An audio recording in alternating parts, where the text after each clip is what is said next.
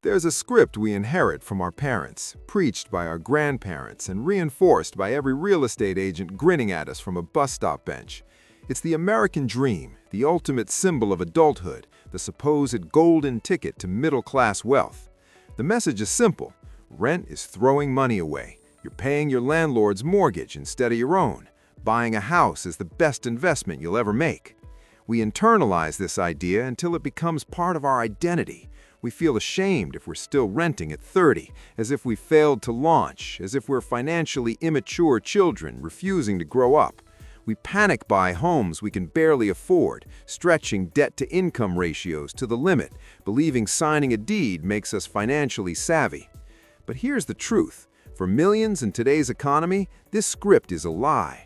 The math has changed, the market has changed, and blind faith in homeownership traps an entire generation in illiquidity and stagnation. The uncomfortable reality? For many, your house isn't an asset, it's a liability. It's a leveraged consumption purchase, masquerading as an investment. I'm Hammy, and I spend way too much time running the numbers the real estate industry hopes you never see. If you feel the pressure to buy, or if you're house poor and wondering why you don't feel wealthy, hit subscribe and like this video. Today, we're dismantling the rent versus buy myth. We'll expose the unrecoverable costs of homeownership, the money that mathematically is identical to rent. We'll calculate the price-to-rent ratio, the single most important metric for deciding where to live. And I'll show you how a disciplined renter who invests the difference can often achieve higher net worth, more freedom, and less stress than a homeowner chained to a 30-year mortgage. To understand why buying isn't always better, we must redefine what throwing money away means. When you rent, your monthly payment disappears, clear and simple. But when you buy, you're told your monthly payment builds equity. That's misleading, especially in the early years. A large portion of your housing costs is unrecoverable, money that never comes back to you. Let's break it down. 1. Cost of capital, mortgage interest. In the first few years of a 30-year mortgage, 70 to 80% of your monthly payment goes straight to the bank. You aren't paying yourself, you're renting money from the bank.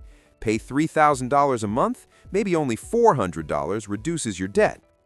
2. Property taxes, a perpetual rent you pay to the government for the privilege of owning land. In high-tax states, this can equal a modest rent. 3. Maintenance.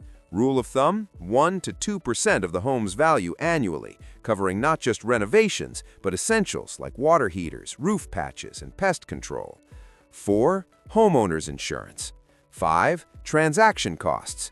Buying and selling can cost up to 10% of your home's value. Add these together, and the unrecoverable cost of owning often equals or exceeds renting. You aren't building wealth, you're paying a different landlord, the bank, the state, and the hardware store. The math often comes down to one critical number, the price-to-rent ratio. Think of it as the PE ratio of real estate. Divide the home price by the annual cost to rent a similar property. For example, a $500,000 home renting for $2,000 a month has a ratio of 20. Historically, ratios under 15 favor buying. Above 20, renting may be smarter. In major cities today, Toronto, San Francisco, New York, Sydney, ratios push 25 to 30. At that point, renting is the math-backed choice. Why? Because the cost of capital on such expensive homes far exceeds rent. Renting lets you consume housing services at a discount, while the owner assumes the risks, boiler failures, foundation cracks, market downturns. The most dangerous trap? Opportunity cost of the down payment. To buy that $500,000 home, you need $100,000 down. That's cash locked in a wall, dead equity producing no cash flow. Invested in the S&P 500 historically, that $100,000 could double every 7 years. By locking it in a home, you bet a single real estate market will outperform the diversified global stock market, a bet that historically fails. Nobel laureate Robert Shiller shows that over the last century, real home prices barely outpaced inflation. The gains people highlight are often inflation illusions or bubble-specific luck. Renting and investing the difference, the down payment plus monthly cost savings, gives liquidity, diversification, and higher expected returns.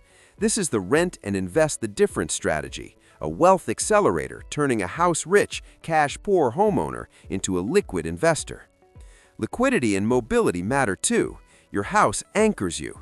A job offer in another city? Renters can move in 30 days. Homeowners must sell, pay agent fees, closing costs, stage the house, and risk losses.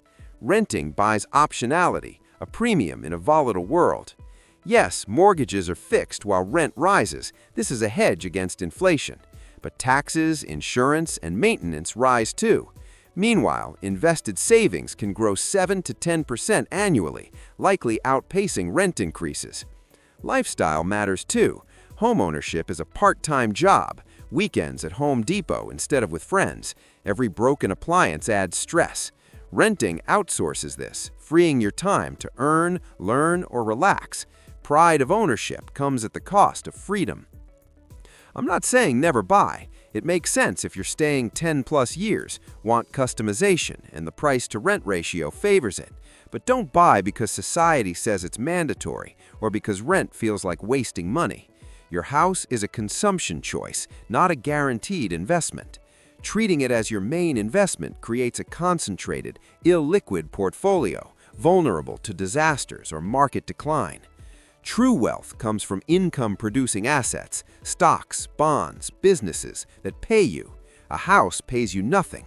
Don't let cultural scripts bully you into a bad investment. Run the numbers, check ratios, calculate unrecoverable costs. If renting makes sense, rent with pride, invest the difference, and let the landlord worry about the roof. If this video changed how you see the American dream, hit like. Follow Hammy for more ways to hack the system, ignore the pressure, and build wealth on your own terms. I'll see you in the next one.